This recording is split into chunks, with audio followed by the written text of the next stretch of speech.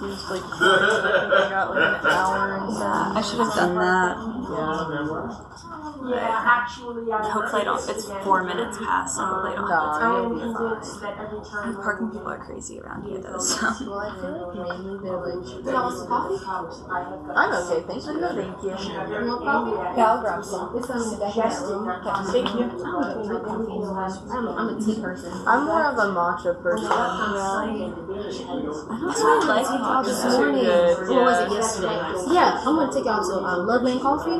Yeah? The honey matcha lavender with cold foam. Yeah, there's this in 5 Points Drip. I live like 5 minutes from it, but their matcha is to die for. Really? Yeah, and I don't prefer like Starbucks matcha because I feel like it just tends to taste like grass. That's what I think all matcha tastes like. I have to put the honey in. I have to do like a cold foam on top of it for it to taste like something.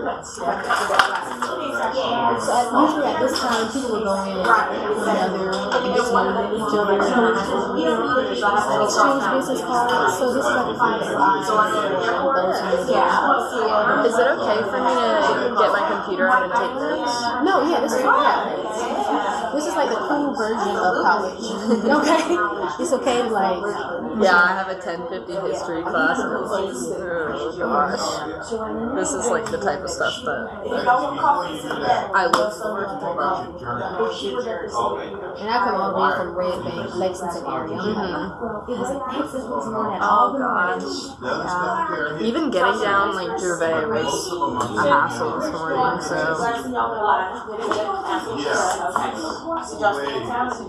Which is funny, but I'm from Charleston, so the traffic is like 10 times worse there, so this feels like nothing to me most of the time. Yeah, I'm from Myrtle, so like everybody, it's so many tourists that it's just, everyone's such a bad driver. I just went ahead and signed in QR code. Thank you. We'll get started in 2 minutes. What part of Myrtle are you from? I'm like near Coastal. I'm like 5 minutes down the road, so not like in the heart of Myrtle, kind of like on the outskirts. I have a family on my mom's side that lives in Surfside. Okay. And then my roommate is from Myrtle. I don't know what part, but I know that she like grew up there. So. Yeah, I'm not. I'm like kind of near Surfside, I guess, in that way. It don't mind. She's weird.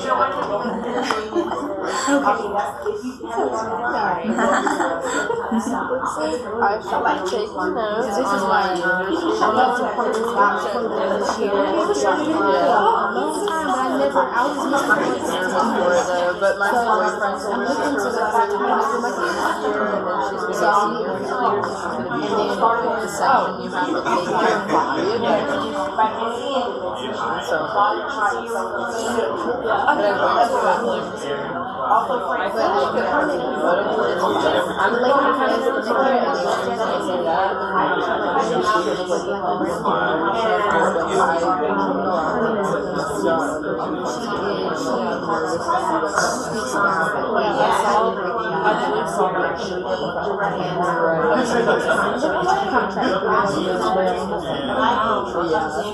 like, I feel like I'm ready to pick up a book, and I also like struggle to not I put too much inside. Because there's I was like nervous and like Have you seen the magazine? the magazine. Yes. I looked at your website. I don't believe that I looked. If you look at it just right in the magazine portion, I looked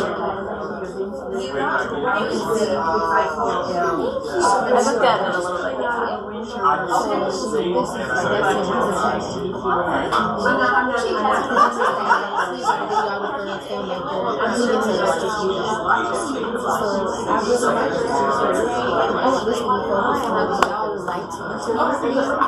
This is something that you can do at home. Nobody has to come in and read it. Of course, when you drop show times, I should feel it. But, for example, when I send them, here's just Alright, if everybody is scanned in, I'm going to go through the housekeeping.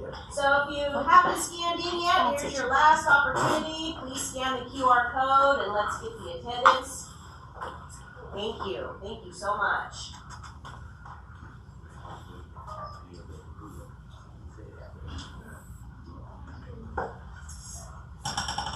All right, well, welcome. This is 1 Million Cups. We are an entrepreneurial community. We meet here every Wednesday at 9 a.m. The mission of 1 Million Cups is to lower the barrier of access to education, resources, and connection for all types of new, seasoned, and aspiring entrepreneurs throughout the United States. So we are here locally, and we are also a national organization. So if you're traveling for business, for work, for fun, pop in and check out one of the other 1 Million Cups. They're in all of pretty much the main cities across the U.S. Here are key pillars. We give presentations, not pitches.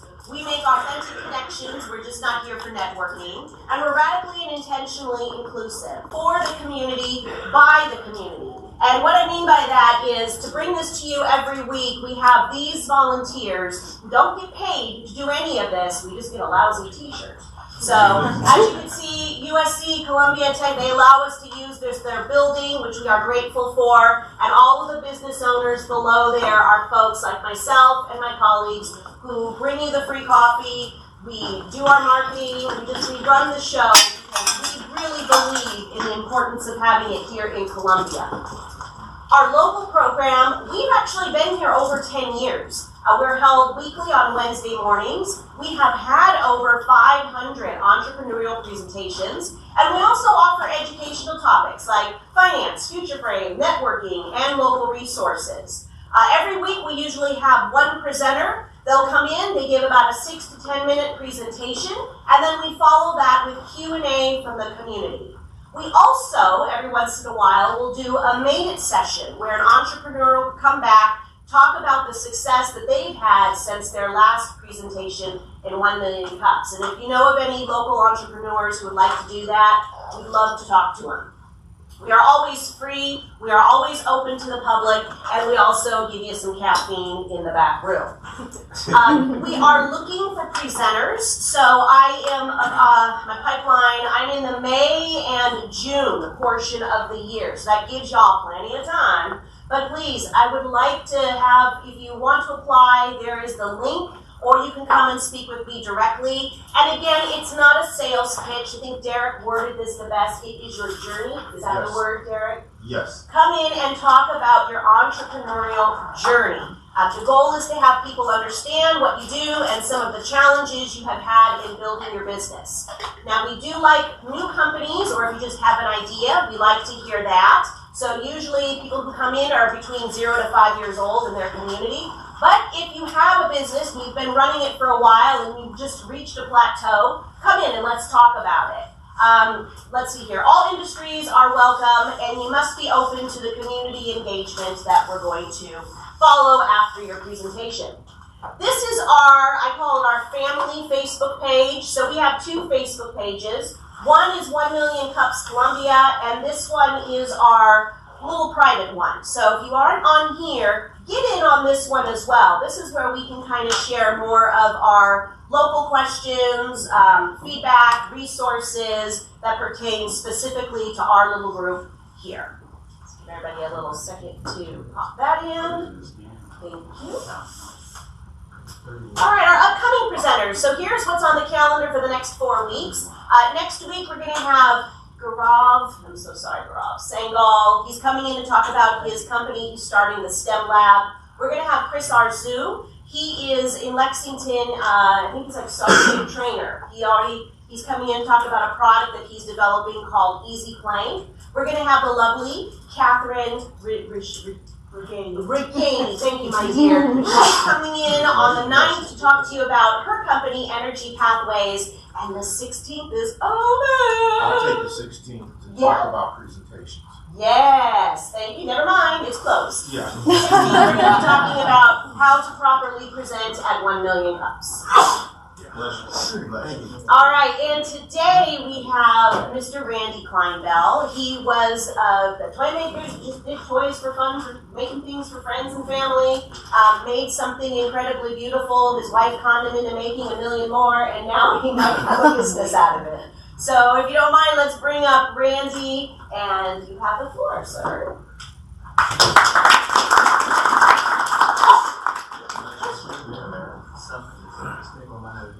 You're allergic to work. Well, the first thing you'll see is so many people with Facebook or whatever in media, they always put a picture that's 10 years younger than they are. Mine is recent. If you go to the next one. Yeah, I'm sorry, Randy. Right. I'm hopping in. You see the piano. I love music. I write music. I play at church. That's it. I went to Carson Newman College, which is now Carson Newman University up in Tennessee. It was a small private Baptist college. Started in music, didn't like Beethoven and Chopin 6 hours a day, and singing in German, Latin, and French, be a minister of music. So I switched to accounting, and next one. Most of my time in the workforce was spent with McMaster Enterprises up in Winsboro, 30 years. They're a private family. I have a lot of businesses. I started as accountant, controller, ended up being vice president. When I left, was the only non-family member with a title. But when I left, I was doing director of operations for 24 convenient food stores, also doing the marketing for it. I was still doing the accounting. That was one thing my boss told me when we got into C-stores. If you want to manage them fine, but keep the financials. And so I dealt with Pepsi, Coke, and Frito-Lay, and really enjoyed it. All right. As far as the silhouettes, I've always built small toys. One of them I did was a 2-passenger biplane, 8 foot long, and I was figuring out what to mount it on. I was driving down the road and saw this big old tire, so I picked it up and mounted it on that tire, and it allowed the kids to get in there and it rotating off all directions like a real plane would, and they had a lot of fun with it. This several years ago, came up with the idea of making this manger scene and just kind of pieced together. I showed it to my wife, and the first thing she said, well, can you make one for so-and-so and so? And, the list went on, and I managed to get 8 made between Thanksgiving and Christmas while I was working. Got a lot of raves over it because it's unique. I said, where did you get it? I said, I made it. And that evolved into about 18 or 19 more. Here's a few variations of them. There's a Noah's Ark, which is kind of like a nightlight for children. Works out real good. Get Well Soon was when my mother-in-law was in the hospital, and I made it with balloons, took it up there, and first thing the nurses said, hey, that would go real good on the 4th floor, which is a children's wing as a nightlight. And wanted to get in some patriotic, some gave all gave some, and get into with Carolina Girl. We have my in-laws live up in outside of Asheville. We've always been up to the mountains and try to have something like Camp Beer to Leave. Just not that it's real popular, but it was a lot of them. And you can see we got some that are here that actually got lit up, and you can see how they go. I made one for my brother for Carson Newman, and they were the Eagles. And when I sent it to him, the week after I got it, he says, can you make one for TCU? Because that was one of his buddies he'd stayed in contact with. And so and can you make one for ECU for my brother, his son, I'm sorry. And I never made a copy of the TCU before I let it get out. But you can see that that kind of opened the door up because there's all kind of NCAA up there. And of course I had to go and make the Gamecock and the Tigers, and I made the Alabama one for my father-in-law, who was a big Alabama. I always hated to go up there because they were winning and winning. And I said, man, I wish I could eat one. Because he was always so much bragging about it. But they take a little time, I kind of looked into what the NCA market would be, and I realized that was probably bigger than me as far as trying to get into it. There's ways too that's possible, but it would take some more knowledge on that. But it opens up an endless, over 200 universities, and you as far as trying to get into it, there's that potential. You go on to the next one. I can create about 15 a week by hand by cutting them out. I did discover a place up north I could send them and get laser cut, and I had to learn Corel Draw to be able to do that, because either it's AutoCAD or Corel Draw. It took me about a month playing around with that to get into it, but where they could at least be cut by laser, and that made them be a lot cleaner. I came back, didn't have to sand them. But the raw materials was around 13, and with what's going on with our economy and Trump, it's probably going to go up to 15, 16. There's no Christmas lights made in America. When I called and tried to ask about that, and they said, oh, back in the 70s, they all went to China and other places. And so it's the labor intensiveness, even if I get them cut by laser, the painting and assembly is still a little bit intensive, and it keeps me from being able to make enough. You know, if I went to Cracker Barrel and I got 500 stores, and they said, well, we'll put it in 10, can you give us 200 or 300? And I say, I'll be back in about 3 or 4 months. That's not going to happen. I got to overcome that obstacle of trying to get into some other market where these, you go around and they're the type of people that have that sitting in their stores. Is one option. Go on to the next one. I told you it's going to be short. And my question is, I know I can get into laser, but I've looked at printing with printers to print paint, and haven't found anything that I could find that would make it be easier. And of course, in putting them together, if somebody was in manufacturing, they knew that process. To get them manufactured and make it more feasible. So that's less than 6 minutes, probably the shortest one That you've was had. perfect, Randy. Thank you. So I'd open it up for questions or ideas on where it could go. What I don't want to do is, I don't want a full-time job of making 15 or 20 to go down to Soda City and make $150 after you pay their fee for registration. If I was a lot younger, might try to conquer that, but that direction, my wife and I have other things that we'd rather do. We'd rather go up to the mountains and spend a week and look at the view. They're up at 3,000 feet, and you can see the sunset 30 miles away. There's other things that are important.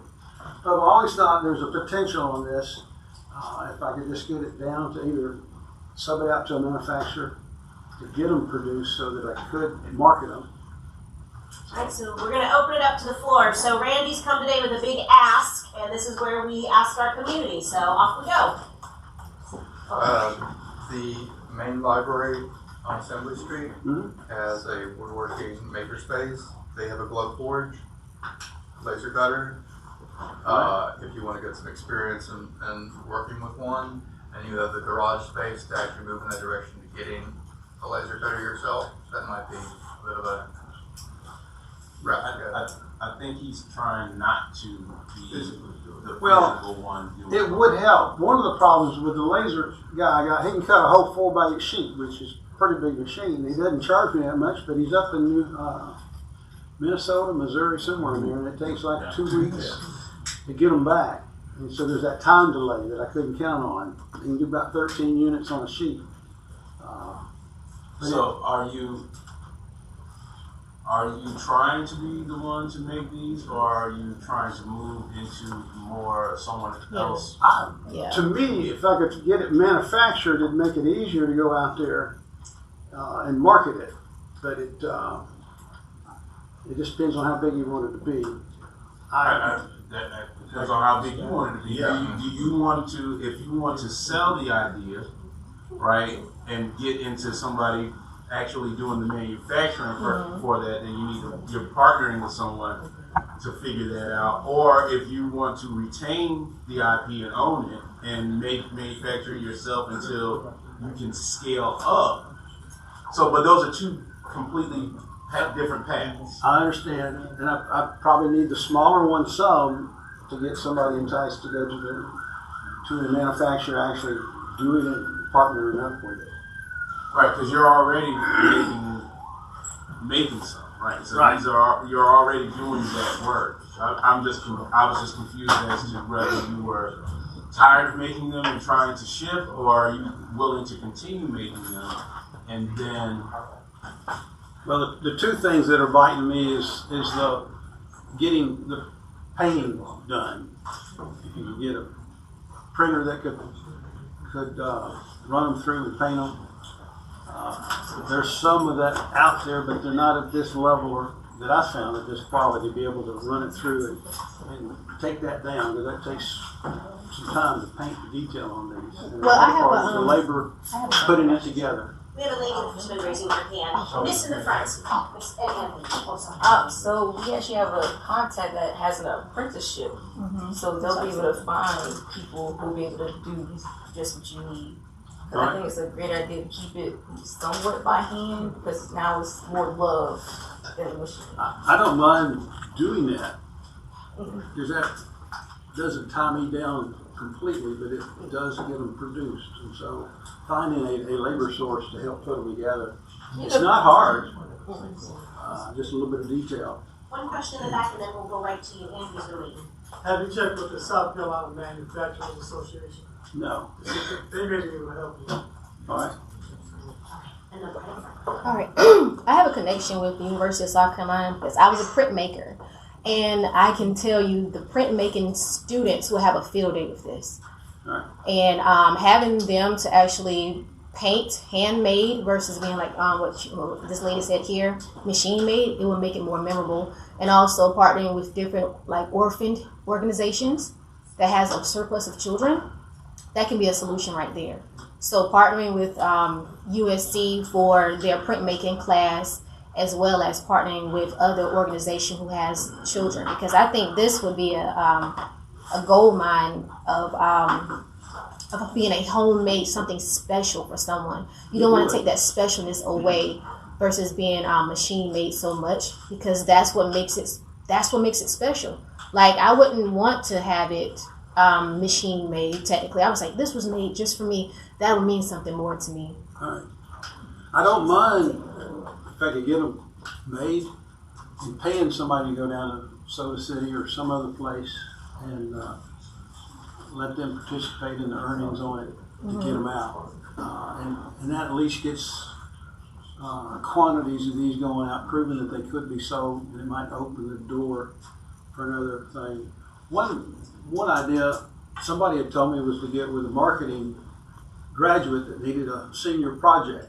I don't know whether that's true or not, but I never did get through to them, but that was a suggestion that they could take that and develop the marketing scheme as a project.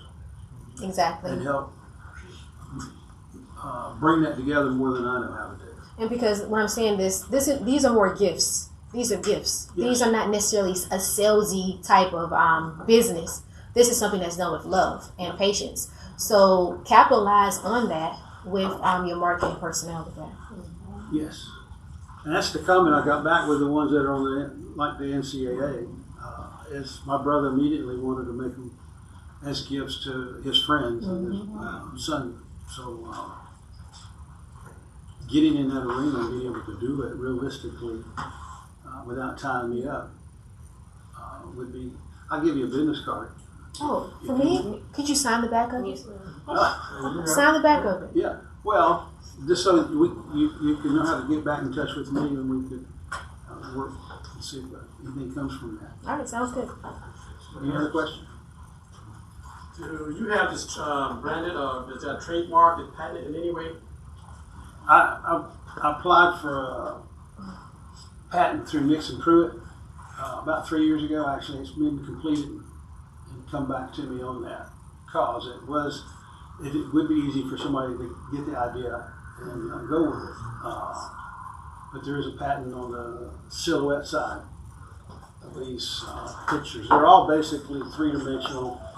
I made them all be the same size where they all sit, ship in the same box. As far as some effectiveness and not have to have all these different sizes. I didn't do that up front, and then I realized real quick I can't buy that many different kind of boxes. And it was easier to kind of conform down a little bit, make them all fit. So. I'm intrigued about your marketing. How did you determine your price point, and have you considered raising your price point to offset your costs of your production? Right now, I've been putting them out there for $40. I can't sell these right now until either I come under somebody, what the NCAA recommends you come under somebody that's already licensed. And you'd have to, like, Alabama's 19% once you get their approval. The Gamecocks is 15% royalty. I mean, it's known you can get their approval and then you can go and actually sell them. So, I did send a few letters out to some of the NCAA suppliers underneath that did gifts, but I didn't get any response back at this point. But I didn't pursue it hot and heavy, trying to get into it. But I will say most alumni, and there's, if you take 1 year, 2022 or 23, there were like 2 million graduates in the NCAA network, if you would call it that. Go back 30 years, if you got 1% of that market, I'm sure it would pay for itself to pursue it. But there again, I can't pursue it if I can't get it made. You know, it's that it all falls back into getting it manufactured on a reasonable amount of time to be able to hit supply and demand. If your supply doesn't meet demand, they'll go somewhere else. But I do know alumni, they spend a lot of money. But in that market, I'm not competing with seat cushions for the stadium and shirts with the logo on it and baseball caps and those type things. This is kind of unique. It's in the market. And if you hit these for Christmas, there's not much out there that I've seen with silhouette and the lights and the simplicity of it. Even over with grandparents, you know, being You Are My Sunshine, they can put their own photograph inside that and go to the Noah's Ark for kids. And if you're in my arena and you've got an anniversary coming up, once you've hit 5-10 years, you can say, together forever. It becomes a unique gift that they probably won't get from anybody else. You just get it out there. The NCAA was $2,500 for the license? If you want to go direct with them, it's $2,500, and they have to approve it, but they then come down and say, we recommend you come under another supplier that's already licensed. I think if you look, they've got a long list already, and I think they really don't want to manage possibly that many more. So if you can come under somebody, then you work out getting each unit has to be approved by that college. They approve their own. If you'll notice on the Gamecock, I had to modify it a little bit, whether or not they go for it. I didn't want to have, I needed some other point so that the Gamecock wouldn't necessarily break off, because if you go back to the original, I don't think the wings and the feet are back, and this is the only thing supporting it. And I just envisioned it snapping one time. So I modified it, whether or not I think they'd go for it, but I can't say for sure. If No, they they're not don't, going to go for that because you touched the seat. if they, I could back off some and work with them to see what we could do, but I'd like for it not to be suspended out there where it might snap and break, then it's not worth anything. I think you have 2 paths. Well, maybe 3, but 2 for real. The custom path is smaller. It's going to have a longer time frame for those folks that want the gifts. And people, I think, will understand that if you communicate it. But the mass-produced market is stores are going to want, or retailers are going to want a large volume of those to sit on their Cracker Barrel's going to want to sit on their shelves. I agree. So I'm not sure. I'm wondering if you can do both because some people do. I mean, there's a custom box maker who does wooden gift boxes, but he also sells them in the store. There's an understanding that the custom boxes take longer. As long as I had, like what you referenced, the labor to know that I could get more than just 15 a week out, then you put it on the market direct. Yeah, supply and demand, you're always keeping up. I wouldn't want to get bad rating because we ordered it and it took a month, to get it out. So anyhow. So based off what you said, you can do it seasonal. Most places they have like seasonal things because people want what they can't have. So that'd be perfect because they know they missed that time slot. They're gonna wait that year, and they'll pay pretty much whatever by that time because it's popular. People not gonna wait till something's popular for them to want it. If somebody have it, they say I want it, and you're within that 6 months you can't get it, they want it even more. If you realize there's more than just that's right here, I didn't bring them all. I painted a flower vase and at the bottom, but because of you, I now know love. It's unique. Well, you got a customer right here already. I'm not an artist. All I did was look at a vase of flowers and say, all right, there's that and there's that. Started building off of it and got it. There you go. Yeah, out of curiosity, what is the largest cigarette you have made, and what's the largest can you make? They could be made bigger if that was. I was thinking a lot of churches like something like that sitting around, but they'd want it bigger. That's possible. I can blow up the pattern for it before it's cut.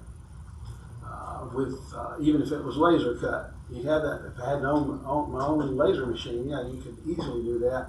I could still cut it by hand on those unique ones. But what I was trying to do was get them all where they ship in the same box and save the overhead on that. And you got to think of where they're going to put it.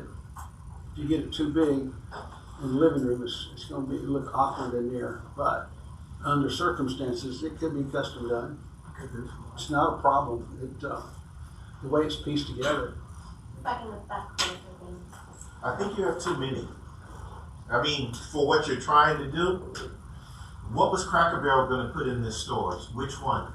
Oh, I haven't talked with them direct. Oh, okay. So I don't know which ones they would want. They may want them seasonal. Because if you could spend on the Clemson and Carolina ones. We know how folks buy Clemson and Carolina paraphernalia. You could spend the rest of your days just making those two and make a killing. That's true. So, I mean, the sheer volume of what you have is what's also going to hinder what you can produce.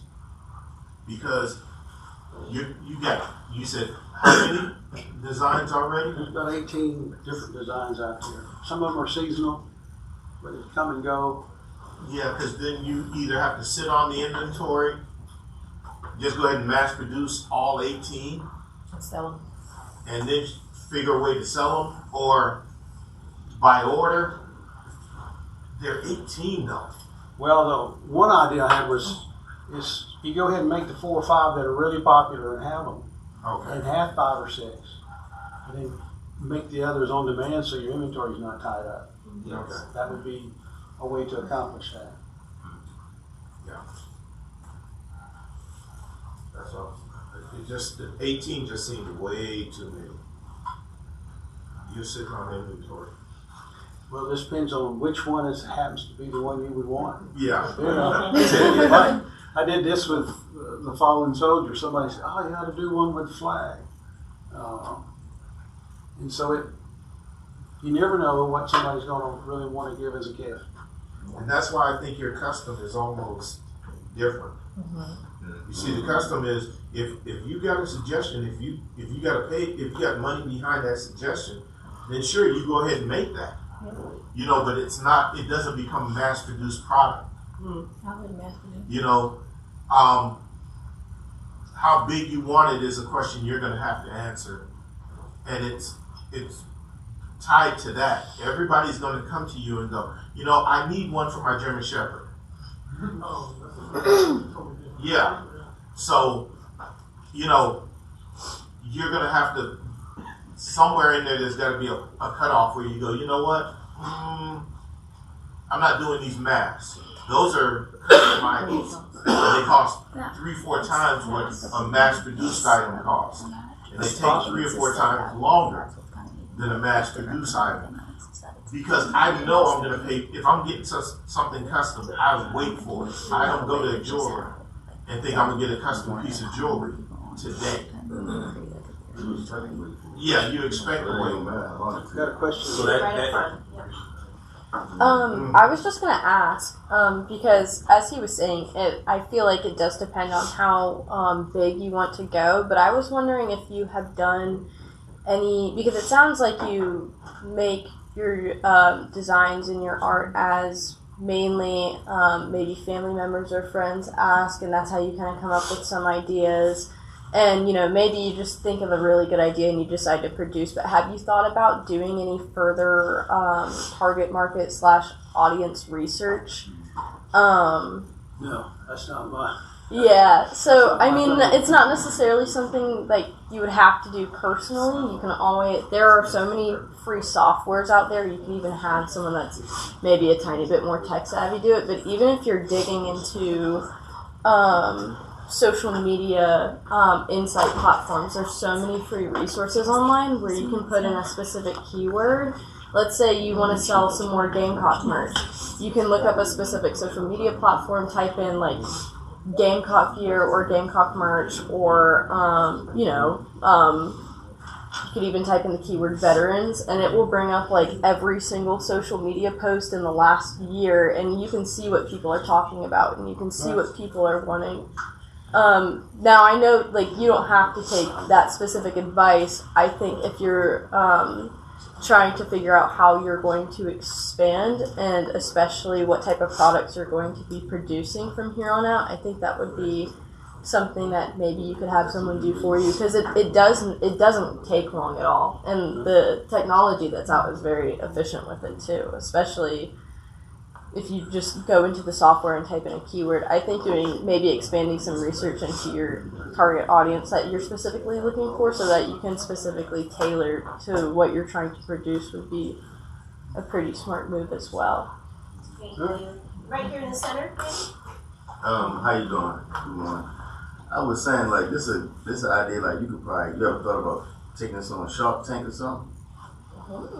I've watched some of those. One of the biggest things they want you to I have love Shark Tank. a certain amount of sales and other things going with it, and I'm not to that point.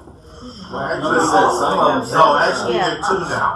Are they? Yes, that's one. There's pre-sale, Mm-hmm. and then there's post-sale. What we see, if you watch enough of the episodes, you'll see they balance them out. Yeah. Oh, do they? Yeah. I don't watch that much TV to where I've seen that lately, so I've always thought it would be a good presentation because it has physical audience attention when you're looking at it to see what. And I said that because everybody in this room pretty much got an idea of what they want from something like that. Everybody felt like, oh, shucks. If you notice, I made this frame. It's easy. It folds up, carries it in. I can take it anywhere. It shows eight of something, depending on the audience I was going to be in front of. It would fit that. But I might send a letter and see if there's any that could come about. I did look at a few entrepreneurs where they. George Foreman has a website, but several of them I looked at. The ratings on those things is they all took my money and didn't do anything. They kept promising. I don't want to waste money on that if that's the direction it's going to go. right up front again. Are you able to do people's faces? Me paint them? I don't think so. Well, if you had somebody who was able to paint it, were you able to cut it? Yeah. If you'll notice on this one, you take a picture and mount it in the middle of it, and it will. That's a regular photograph, not that I printed it or anything, and the light will still come through it and give you that effect. Yes, If they had a picture, you could insert it into the middle of the heart, like for Valentine's. Like I said, you got a customer right here, so I'm just asking all the questions. Yeah. So, I mean, it's possible to do that. And that's why I brought that one. That's my 3 kids several years ago. And see, that should be your target market. So actually, I have a suggestion, and that's probably, I would suggest that you start by downsizing the amount of frames you're actually making. So instead of doing 18, for right now, downsize it to 8, so you got something that you can focus on, and then further expand when you think that you're more capable of handling more on your plate. You said you were going to go to 5. Oh, you're going to go to 5? Okay, I was in there. All right. Any other questions? I have a question. Right now, you are the manager and the technician. Do you envision bringing someone alongside who you can trust maybe and make them the technician so you can free yourself up to go to the mountains and maybe they can be just as creative as you are to do these sort of kind of things? If it did what this lady indicated, I think some of that could be done if you got people that are committed to it and could make it. But I think you've got to look beyond students. Yeah, you have Please, to. we do this in this community way too much, leaning on interns and students, and they're transitional. Yes. Whereas this is also a community filled with artists and crafts folks, so you can find a group of mature, and I'm not talking about older or anything, I'm talking about working people who are not in school, who possess the skill set to do this, and build a workforce of maybe 4 or 5, and get the kind of production you need at the speed you need.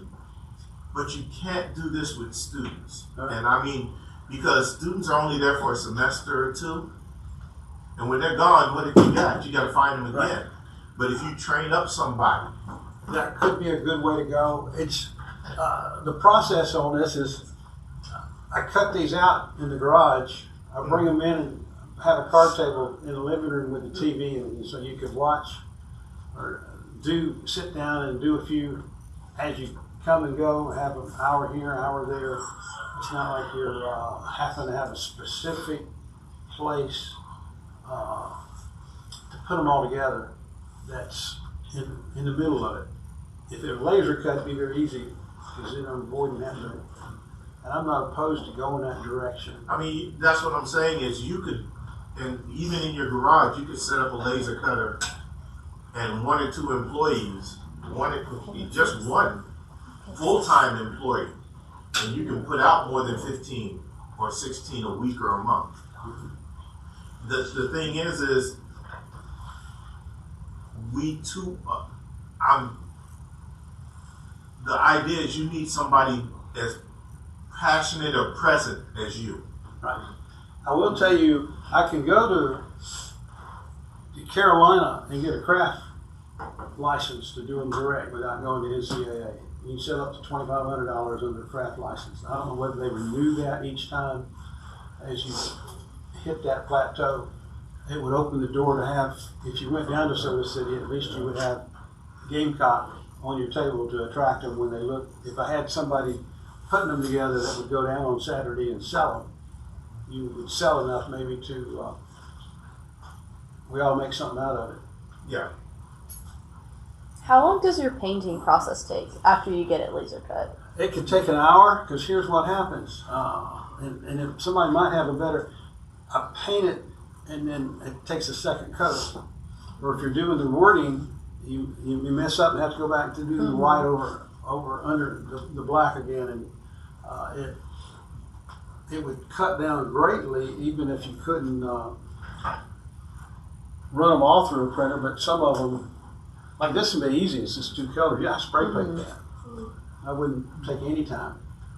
So let me ask the question. Some people have asked, these have to be plugged in. They've said, well, if it was battery operated with the little LED lights, would it make it more attractive, even if you had to raise your cost a couple dollars to run off of a battery, like they do some of these with the little bitty LEDs instead of the Christmas lights?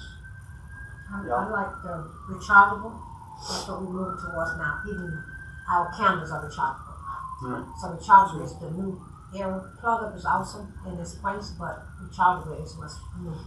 If I moved in off of the Christmas tree lights into the little LED where they got thin wire on there, it actually would save some time. It takes a lot of trouble to, even though there's 10 lights, to hide those wires where they don't show. You have a question, Jeff? Yeah, I do have a question. Just asking about manpower. A lot of businesses are tapping into the disability community that love doing stuff like that. Yeah, and also the prison. The prison, they do manpower like that. You pay them a certain stipend. So that's a big business that people don't know about. The prison system has a lot of. Oh, is it? Yes. I didn't. Yes. Yes, and I was going to say, just really quickly, just for this last one that's on the end right there, not sure if you know about even paint and sips. You can have like a paint and sips class, and I can already see it digitally. Like you can go in and print off a photo, and then you have people to come in and actually paint their own whatever that they have there, and you get commission off that. That's something to think about as well, because there's different avenues you can go. You're just trying to figure out which one that you really want to go and focus on into. So that's just a suggestion. One more question back here. We got a couple more questions. Gentleman here and then Deb. I keep going back to production, and I'm wondering, have you looked at the possibility? I don't know if this reduces the value at all as far as the market, but what about printing? You spend a lot of time on the painting, and you can reduce that time by doing printing if you find a certain printer that can do this. That also adds to your quality because you get the same thing every time, but it takes back, I think, the value of it because it's not hand painted. Have you thought about that? I've looked at printers, but when they've sent me samples, they almost peel off. It's basic. I haven't found anything that looks painted, even though it was. But it would make it easier to get some of these out. Yeah, because then you just have assembly. Sorry. Again, I think that goes back to the question of if you're going to be mass produced or custom. Right? That the first decision you have to make is where you want to go before you start to move in that direction. Deborah?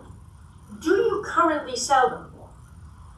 Are you currently selling them somewhere? Not currently, no. Okay, so you don't have any outlet at all. This is all speculation on where you'd like to go. Yes. Okay, so the question I'd like to ask is, you know your numbers and you know what you want to charge. How much money do you want to make in this project? I mean, do you want to make $500,000 a year through the sales of these? Do you want to make an extra maybe $7,000 a month through the sale of these? Where do you want to be with it?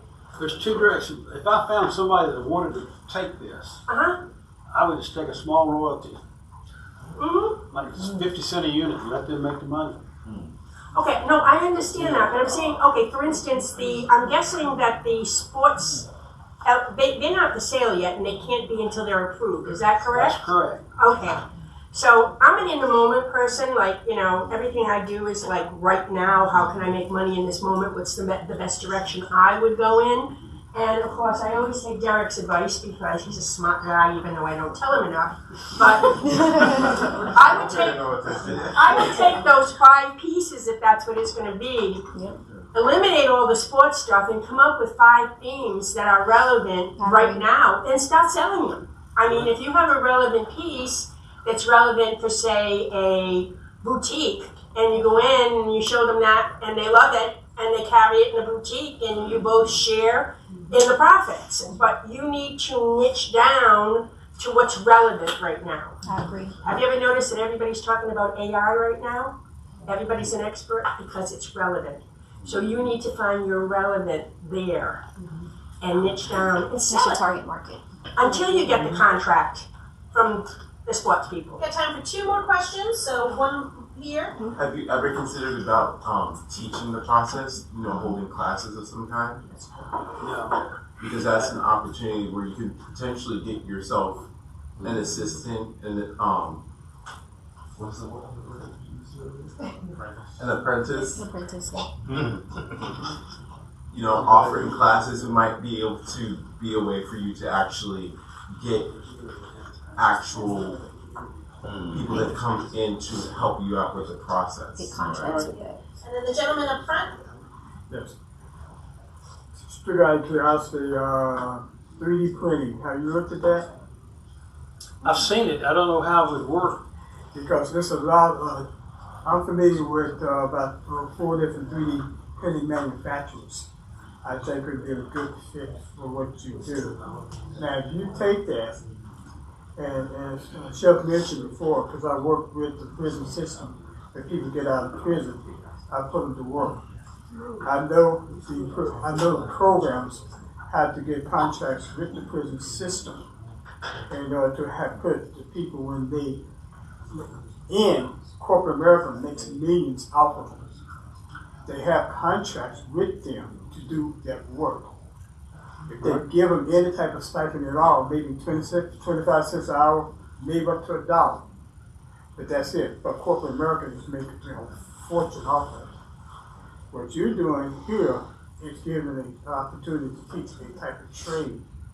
Plus they can mass produce for economical price. If you do a consolidation with these 2 ladies I mentioned and others members in the back have shared, you combine together. I really think you can economically create and accomplish your goal and dream to be able to have your goal live on and build your legacy. Because I feel that that's pretty much what you want to do. You don't want what you have created to die. There's probably about $25 a margin sitting in there to either share through marketing, putting them in stores, or selling them direct. But if you go, again, like I mentioned, to the prison system, you'd be amazed at how much more they can increase. I understand what you're saying about the margin, but it's also other elements that can be included based on what you bring directly to the public. On that one. And later on, to talk with you about that and show you how you can penetrate totally different systems that people don't even know exist. On them. And go from there. Well, that's why I was here. Do you have a question back here? Did you have a question, sir? No. Okay. All right. Well, we are ready down for our final question. What can 1 million cups do for you? Help keep me in contact with either some of the suggestions that have been here to try to pursue them along and see which one pans out, to either in getting the labor done, whether it's people like you said are in the prison system or something. I didn't know that was out there, because once I know that they can be put together, then I can pay somebody to market it. And eventually get to where I'm making a small percentage, but it's the incentive is down the line for the people that are helping put it together to make sure they want to stay with it. I don't want to be so tight on it that they do it for a year and they decide they want to go do something else, that they would stay with it. If it grew, they could grow with it. That's one of my goals. I don't need this to retire on. I've got enough retirement, but I would like the idea that I created something that would become successful. And pass it either on to my children or pass it on to somebody else that's shown interest in it to want to make it go. Because I'm sure it'd be easy for me to come up with more opportunities with these things, and you're right, I shouldn't. But that's where most of them come from. We're driving down the road, I see something, I could do something with that. I think Deb is, and I'm going to leave the room with this, Deb is dead on. If you get the 5 that are non-collegiate, non-NCAA, you have proof of life or proof of concept that this idea has those legs. But right now, getting that person is going to have to be predicated on, can this product sell? Yeah. Well, it's always going to be, if you're trying to get somebody to believe in it. Yeah. They need to know, if it's from a business perspective, they need to know that they can make a buck on it. Or you're selling someone the dream of owning an idea, and they have no proof of concept. What's the best platform out there to try to get this out to people? Oh my God. Instagram, Facebook, and TikTok. Yeah, definitely Etsy is a website and it's for handcrafted products. This would honestly do great on it. My mom's on it all the time. Like my aunt's on it all the time. My grandma's on it all the time. Yeah, I'm on Etsy all the time. Even if you get like when you get the licensing for the game box and the tiger. So everyone, Two announcements before we disperse. Go ahead. before you leave, we have a professional chef, Zach Milton, was kind enough to bring us treats. So if you haven't had some of your coffee, feel free to take it. My hope is that one day I can have a food truck, so I would love to hear feedback. Strawberry orange sorbet, freeze pops, and apple pie cookies. And I have a friend of mine who she's trying to get into business as well. It was Cassie's Creation. She helped me with the cookies. So. Sounds like a presentation.